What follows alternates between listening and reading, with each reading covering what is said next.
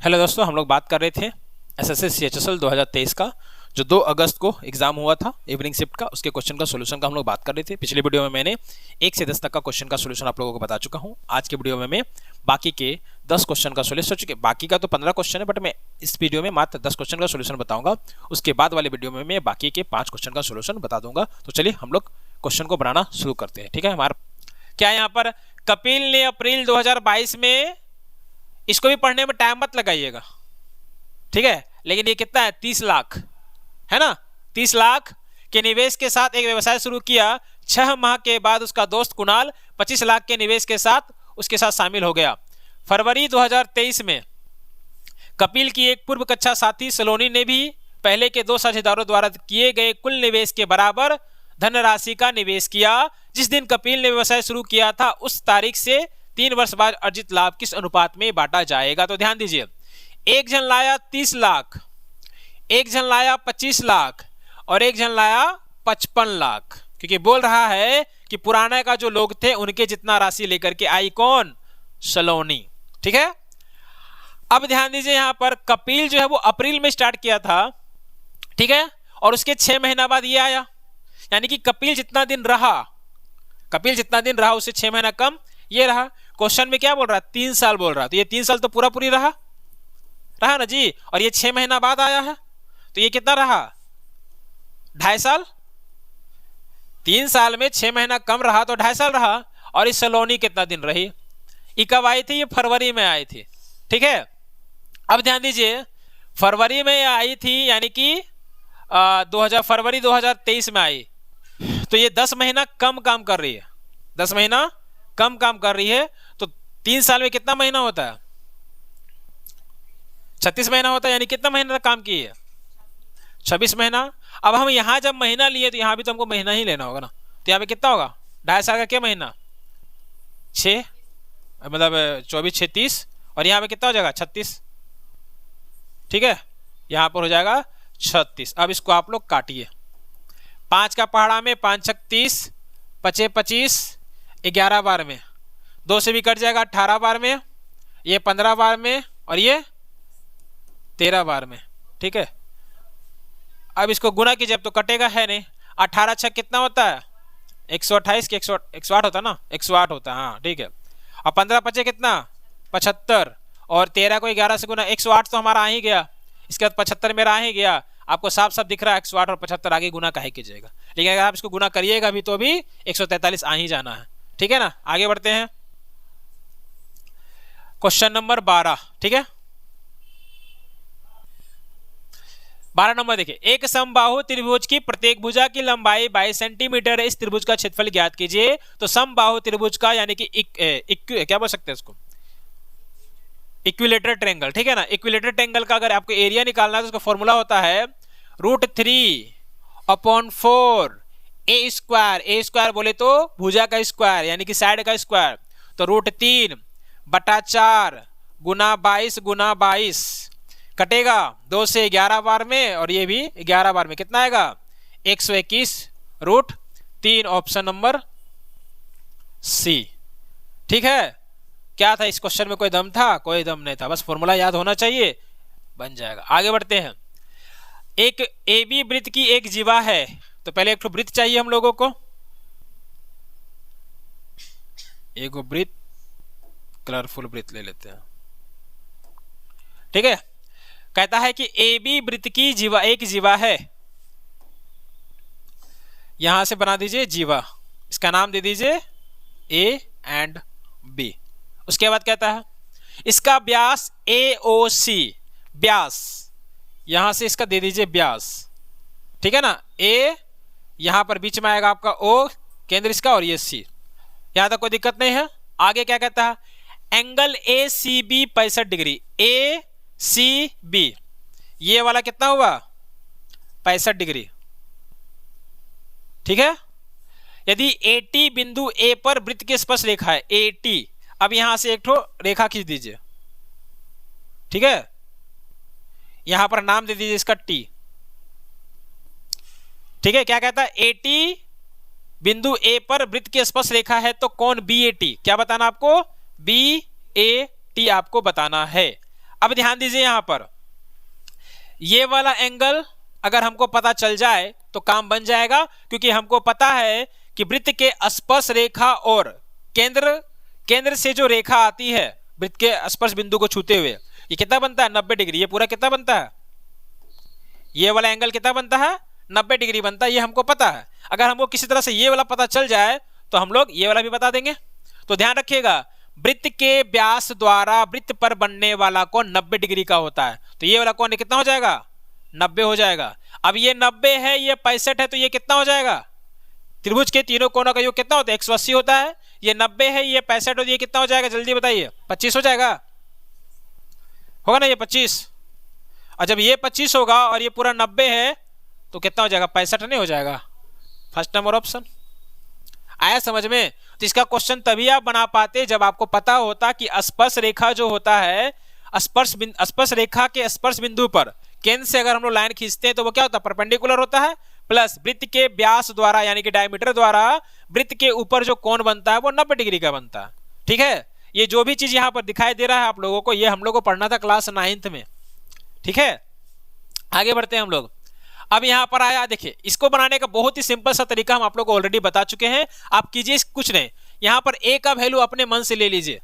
ठीक है, अपने मन से ए का वैल्यू कुछ भी ले लीजिए जो आपको आसान लगता है। हमको आसान लगता है साइन थीटा का वैल्यू, ए का वैल्यू 90 डिग्री लेना, क्योंकि साइन 90 का वैल्यू क्या होता है 1 होता है और कोस 90 का वैल्यू क्या होता है 0 होता है। ध्यान दीजिए, यहाँ पर 1 हुआ, यहाँ पर 0 हुआ, इसका तो कोई खत्म, कीमत खत्म, ये हो गया 4। यहाँ पर क्या होगा 1 होगा, ये क्या होगा 0, कितना हो जाएगा -6, और यहाँ पर क्या होगा ये +8, 8 4 12, 12 में 6 गया, आंसर 6 आ गया, लास्ट ऑप्शन। ठीक है ना, आगे बढ़ते हैं। अब यहाँ पे आ गया, निम्न दंड आलेख में एक परीक्षा में एक छात्र द्वारा प्राप्त किए गए अंकों को दर्शाया गया है। छात्र द्वारा प्राप्त किए गए औसत अंक कितने हैं। अब औसत अंक पूछा है तो सबको जोड़ देना होगा। यहाँ देख लीजिए 70 है, यहाँ पर आपका कितना है 60 है, तो 7 6 13 130 हुआ। फिर यहाँ पर कितना है 40 हुआ, 130 में 40 जोड़े कितना होगा 170 होगा। फिर यहाँ पर कितना है आपका 50, 170 + 50 कितना होगा 220 हो जाएगा, और 220 + 80 कितना हो गया 300 हो गया। अब 300 में के गो, 1 गो 2 गो 3 गो 4 गो 5 गो, 5 से भागा दे दीजिएगा, आंसर क्या आ जाएगा 60 आ जाएगा। ऑप्शन नंबर आपका बी। आगे बढ़ते हैं 17 नंबर में, A B 8 centimetre C D 6 centimetre का एक वृत्त के केंद्र की ही दिशा में दो समांतर जीवाएं हैं। एक मिनट, A B 8 centimetre C D 6 centimetre एक वृत्त के केंद्र की ही दिशा में दो समांतर जीवाएं, यदि उनके बीच की दूरी 2 सेंटीमीटर हो तो वृत्त की त्रिज्या कितनी है। हाँ ध्यान दीजिए, क्वेश्चन का अगर फिगर सही बन गया तो क्वेश्चन सही बन जाएगा, और अगर फिगर गलत बना तो सर पटक पटक के मर जाइए, लेकिन क्वेश्चन नहीं बनेगा। यही खासियत है एडवांस मैथ में। चलो काला कर देते हैं। ठीक है, कह क्या रहा है, A B 8 centimetre C D 6 centimetre एक वृत्त के केंद्र की ही दिशा में, केंद्र के एक ही दिशा होना चाहिए था यहाँ पर। ठीक है, यहाँ पे मिसिंग है। मान लीजिए यहाँ पर केंद्र है, यहाँ पर क्या है आपका केंद्र है, केंद्र के एक ही दिशा में, एक ठो यहाँ पर है एक ठो यहाँ पर है। ठीक है, 2 ठो जीवा है, एक जीवा का लंबाई है 8, एक जीवा का है लंबाई 6, और उनके बीच की दूरी 2 सेंटीमीटर। तो वृत्त की त्रिज्या, आपको वृत्त का त्रिज्या बताना। देख लीजिए यहां से लेकर के यहां तक का डिस्टेंस कितना है 2 है, तो थोड़ा छोटा पतला करना होगा। अब हमको बताना क्या है, वृत्त का त्रिज्या बताना है। इसको मिलाइए, इसको मिलाइए। ठीक, ये वाला है हमारा 2। ठीक, यहां से जब हम लोग लाइन खींचे ये वाला, तो ये जो लाइन हम लोग जब खींच रहे हैं तो ये दोनों क्या करेगा बराबर बराबर भाग में बांटेगा। ये वाला और ये वाला क्या होगा बराबर होगा। बड़ा भुजा कितना है 8 है, तो ये कितना हो जाएगा 4 हो जाएगा, और ये कितना हो जाएगा 4 हो जाएगा। उसी तरह से छोटा वाला 6 है तो कितना हो जाएगा ये 3 हो जाएगा, और ये 3 हो जाएगा। ठीक है, अब ध्यान दीजिए, थोड़ा सा कलर कर लेते हैं चेंज। इस वाले त्रिभुज को आप लोग देखिए, दिख रहा है ये है 3, ये वाला क्या है 3 है, नहीं इसके बारे में पता ही नहीं हम लोग को। 4 तो हमारा ये वाला ना है, ये वाला 4 है, ये देखिए ये है 4। ठीक है, त्रिज्या तो हम लोग को पता ही करना है, तो 4 कैसे हो सकता है। आ रहा है समझ में, ये अलग हो गया, ये वाला 4 है और ये वाला 3 है और ये वाला हमारा 2 है। अगर हमको किसी तरह से ये वाला पता चल जाए तो हम लोगों का काम बन जाएगा। अच्छा, एक चीज और यहां पर है, कैसे बन सकता है?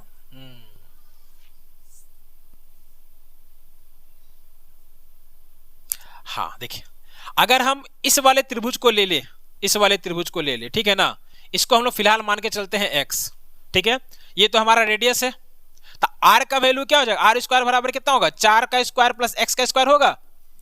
अगर हम इस वाले त्रिभुज को देखें, इस वाले त्रिभुज को अगर हम लोग देखें, दिख रहा है, तो ये 4 है, ये x है और ये क्या है?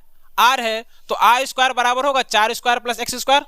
उसी तरह से अगर हम लोग दूसरा त्रिभुज को देखें, इस वाले त्रिभुज को देखिए आप लोग, ये वाला वाइट ही कर देते सबसे अच्छा, दिख रहा है, तो ये वाला 3 है और ये वाला कितना है? 2 प्लस x है और ये क्या है? रेडियस है। तो यहां से r का स्क्वायर अगर हम लोग निकालते हैं, r का स्क्वायर अगर हम यहां से निकालते हैं तो क्या हो जाएगा? 3 का स्क्वायर प्लस 2 प्लस x का स्क्वायर होल स्क्वायर।